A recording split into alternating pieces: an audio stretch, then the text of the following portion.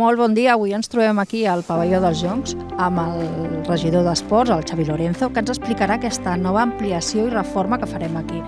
Farem la reforma de lo que és la part del gimnàs municipal, que està integrat d'aquest projecte del pavelló, tal com tu deies. La idea és que, si tot va bé, la setmana vinent, 10 dies màxim, comencin ja les obres.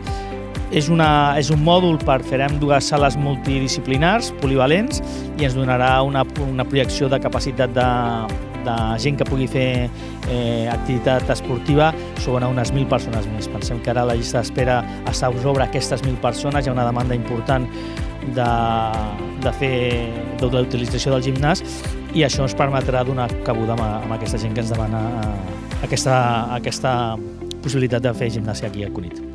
Si tot va bé, les obres comencen la setmana vinent.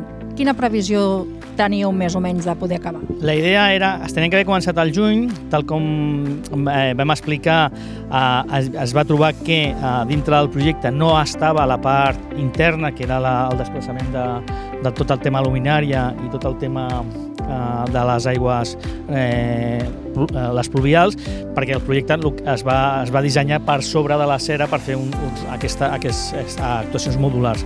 Això ens ha retardat un parell de mesos perquè agost va ser inhàbil. Ara, aquest mes de setembre, ja hem acabat de fer aquesta modificació del projecte. Em sembla que el dilluns passarà per la Junta, quan passi per Junta quedarà ja aprovat, i la mateixa empresa adjudicatària